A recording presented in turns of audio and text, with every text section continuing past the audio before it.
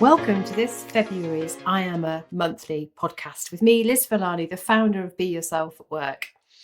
This month, we were inspired by Valentine's Day, and so we thought we'd actually do a bit of a recording for you to reflect on using your I Am outside of work.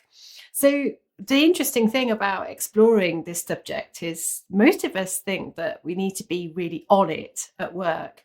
And so we'll create a persona, we'll have success models, we'll be professional, all of those things. And our I Am obviously helps us to balance that. But the vast majority of us actually have a different persona. We're different inside of work to outside of work. But actually, you're you everywhere. And so, what I'd really like to do to help you this month is to ask you some questions and explore some examples of how actually using your I Am can help you with your relationships outside of work. And I don't just mean the other half. We have saved marriages. We have helped people to really use their I Am and who they are to really boost their love life, if you like. But all relationships need work. And actually, the key to this is being your best self everywhere.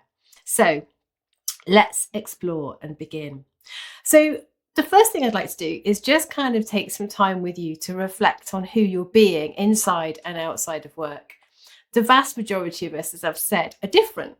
But there's no line drawn down you that says, this is me at work and this is me at home. On the inside of you, you're you everywhere.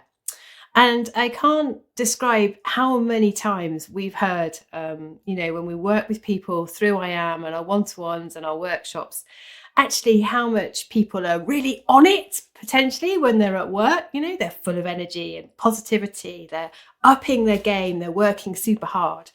And when they get home, they're perhaps a bit grumpy and stressed and tired. And outside of work tends to be time to recuperate rather than time to be them. And this is what I'd like to really challenge you with in this monthly I Am a podcast. Who are you being outside of work? And what is the impact of that behavior on you and also your relationships and the people around you? Because the trick is to be you everywhere in balance, as we know. So first of all, take a minute just to challenge yourself as you listen to my words and think, well, actually, what's my energy like when I walk in the door at night? When I think about my weekends, if I'm not working in those hours, what am I doing? Am I lying on the sofa doing very little? Am I, shuttling children around, and those kind of things? Or am I playing sport? What am I doing? And actually, how much am I really being me? How much am I being my best self? How much am I fueling my energy by using the values that are in my I Am to really help me to feel happy and engaged and be my best? My guess is that although most of us are more us outside of work, that's not true for everybody, but over 70% are more themselves. We measure that outside of work than inside of work. We have strong tendency to not manage our reactions and our energy and our mood. And so even though we might be being more us sometimes than inside of work, our reactions, our negativity, our grumpiness, our moaning, our tiredness, we tend to lean on those around us. And so they don't necessarily see the best person that we are, the person we like to show when it really matters, for example, when we're at work. So something to reflect on to begin with. So in a very straightforward way, a brilliant suggestion I love from all of our development team when we think about being ourselves outside of work and being our best is to score your I Am. Very simple. If you've not done it for a while, follow the links on the 8-week I Am email, get your I Am out, just literally score it. How much am I being me inside of work? And how much am I being each of these values outside of work? 10 is high, 0 is low. And just have a look. You can also choose certain people or situations. So you might choose hobbies or certain relationships or with people, or with your children or with your parents or, whatever it is that you do. Maybe you do volunteer work. So you can select different scenarios and just take your I Am out and score how much you're being you. One thing that you can do, which might perhaps be fraught with danger, we'll see, but you can reflect on as well, is getting the important people in your life to give you some feedback. You can give them that your I am. Maybe it's already stuck to the fridge, but how much am I being me? Do you see these things in me? Because it's really interesting, actually, sometimes that we don't actually think about enough, because we take our relationships often for granted. We don't really think about how much the other person or people in our lives are actually seeing different aspects of us. So that's a really good and interesting thing to do as well, is to share your I am with people and just get them to score you, get them to give you feedback. Do you see me? Most people will have a shift in their energy. So once you've done your scoring, it's just interesting, isn't it, to think about your grumpiness factor. And actually, how much out of 10, for example, are you really putting in the effort to be positive, to make a difference with the people that you care about? And if you do think that actually I'm not really choosing to be on my best behavior, if you like, in terms of being positive and engaged and interested and all of those things from an energy perspective, just work through some of the tools that you'll have from Be Yourself at Work to drive more positive behavior. So, for example, think about not letting your mood be affected by others. Don't let people on the TV or people in your life infiltrate your energy in a negative way and then react. Nobody has the power to choose your emotional response. Only you have that power. So use it to make sure that you're protecting your energy and you don't just sort of fall into any negative or challenging behavior and reactions because of the people around you and you not controlling how you're feeling and how you're reacting. The other thing, other examples of things that you can do is, actually manage any stress and anxiety. So, writing things down is a really good thing to do. Managing your mind and actually compartmentalizing your worries and fears, and the things that perhaps are challenging you. And of course, looking after yourself, having time for exercise and me time and those kind of things. If you're thinking about, if you want to get started on some of that work, a really good place to start is your bedrock. So we find that the values that are in your bedrock often correlate to what triggers us. These parts of you, you feel like you when you're really being them. They underpin you at your best. And so if you're not really conscious of them and being them in your relationships outside of work, you could be quite volatile. You could, feel quite ungrounded. Your energy won't be, as it could be. You're not really being your best. And so a good place to start is just literally to look at your bedrock values. The other thing when you look at your scoring is to actually reflect on the fact that there are no values that should be just for home and others that are just for work. You need to be you everywhere. And a good example of this is where you've got, a value that's kind of calm and you having space to think and those kind of things, because we can be so busy at work that we don't necessarily make the time. But remember, your I am is an energy as well as an activity that you enjoy. So actually, when you have got elements of calm and stillness and those things, it's really important that you get those inside and outside of work, and you do that consciously. I mean, there are some really good examples of certain values that can really, be quite challenging if they're not in play when we think about relationships. So at the top of our I am, we know that we can overplay these parts of ourselves. So that's a good question to ask yourself. Am I overplaying any of these things? And that can be amplified with roles. So, for example, many fathers we find will actually take on a more, fatherly, direct, patriarchal role, and a woman will take on more of the kind of cook the dinner, caring, nurturing role. How much of those behaviors are actually in your I am? Are you really being you despite the role that you believe you should play? So that's another thing that's quite interesting to reflect on and look at in balance. So let's take the sort of calm space examples. We've got some examples to help you to reflect on what might be something that you can try too. So a good example would be, having a value like calm reflection, or stillness, or kind of close connection with people. And in those cases, sometimes life outside of work can feel quite hectic. We've got examples of people coming home from the office, from work, for example, and needing to jump in straight away as soon as they get home. And actually, because they needed calm reflection and close connection in their bedrock, the relationship was struggling because, they just literally never ever felt like they could come in and just be them. And so, on reflection, what they were able to do, and there's lots of examples of these kinds of things, is actually step back from the situation and actually think, right, okay, what do I need for a moment of calm reflection and close connection when I first walk in the door, when I've got, children and people running around, and I've got pets, and, there's lots to do and all those kind of things.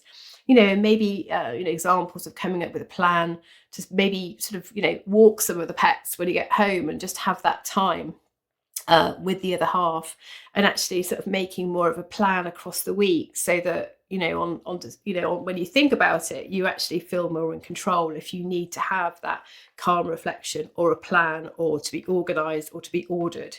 The most important thing is that with the bedrock, you just consciously make the effort to really bring in some of these things, because otherwise you could feel quite off center and you won't be being your best self. And that does affect our relationships outside of work.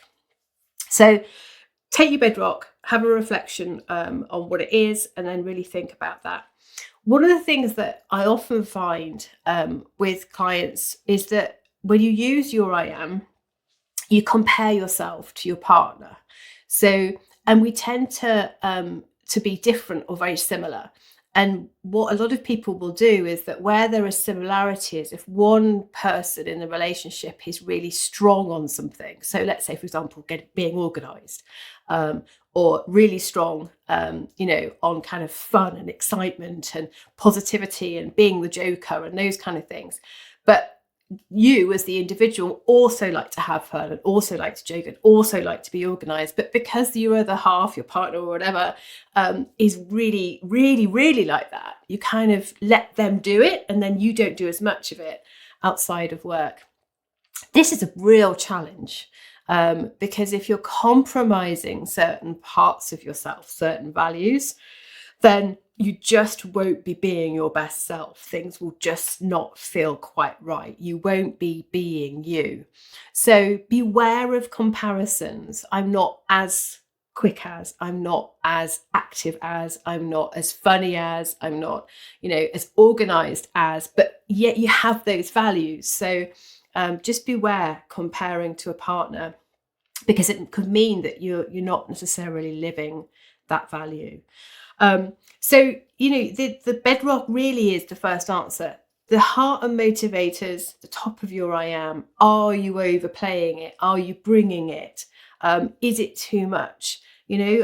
Most of us, we are potentially catching up on energy when we're not at work. And so, those things can often not come into play.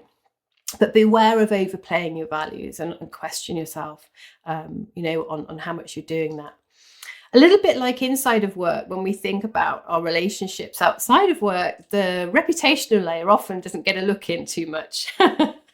It's kind of it's not as sexy as the rest of us, in terms of that top. We love that energy of the heart and the motivators, and the bedrock really helps us to feel ourselves and grounded. But your real power and what you should be like to live with day to day should all run through the middle of your I am, which is that reputational layer. And when people really do this, when they're really living their bedrock, followed by their reputational values and amplifying them, they become very authentic and very natural, and actually quite sort of charismatic, I think, as well. There's something about a grounded confidence that's baked in to the bottom half of your I am. So challenge yourself. Am I really amplifying my reputational I am values? And then step back from them and think, well, actually, if I gave and amplified one of these, all of them ideally, but just take them one at a time, what would the impact be on the people I live with or the people I spend time with? And am I doing enough of that? Because often we'll wait for relationships, especially romantic relationships, to make us happy. But actually, having done this work for so long now, I can absolutely promise you that if you can make yourself happy and then make someone else happy, wow, you really will feel your best self and be living the dream, if you like, when it comes to relationships. So take each of your reputational values and just think, what's the gift here for other people? So, for example, one of mine, which is actually an uncompromisable, so it sits within the middle of my reputational layer, is can-do belief. I'm a really positive person. Sometimes I have to work on staying in that zone. Running Be Yourself at work isn't always a walk in the park. There are lots of challenges to being an entrepreneur, changing the world and running your own business. But if I really amplify can-do belief, I naturally show that I believe in others and help them to see a way through, and create a very positive atmosphere in my home and in my world and in the conversations that I have and in my relationships. It's an uncompromisable for me. So I absolutely have had to let go of some previous old friendships where people they're just not positive, and it's uncompromisable for me. I don't really want to spend my time outside of work listening to somebody moaning and gossiping all the time and being negative. So, but if I amplify can-do belief, I can really turn things around for people. I can really create a lovely belief in people and hope and inspiration because of that positivity that is naturally in my reputational layer. So if you think about turning each of your reputational layer, I am values inside out, what is the gift that you're giving other people? What is it that you're bringing and imparting on others? So really, it's not that dissimilar when you think about your I am for outside of work and in your relationships as inside of work. We're all different. Everybody's unique. Nobody is the same as you. So remember that, and don't make people wrong necessarily just because they're the opposite of you, particularly in your bedrock, just because, I've got stillness in my bedrock. That's my entry value, bottom right. So I just need a moment of pause. Whereas, my husband's quite excited about things and wants to get on with things immediately. So sometimes I just need to be aware. You will have things that you need to be aware that you need in your bedrock, and not make him wrong or her wrong or other people wrong just because they're not like you. Which takes time, reflection, and it's about personal growth. But if you can really sort of get a bit analytical about your I am, like you have done inside of work, score it, reflect on it, think about amplifying it. Am I overplaying it? Am I getting enough of my bedrock? What is it that's triggering me? How do I really lead and inspire using my reputational layer? Do the same thing. Just take some time if you can on your commute or, at the weekend, whatever works for you, and just think, actually, how much am I really being my best self in my relationships outside of work? And what do I need to do to really be more me and help those around me to be them too? So I've put some tips and some notes and some energizers into this month's I Am a Monthly to help you with your relationships and thinking about being your best self out of work. Stay you and go and be yourself.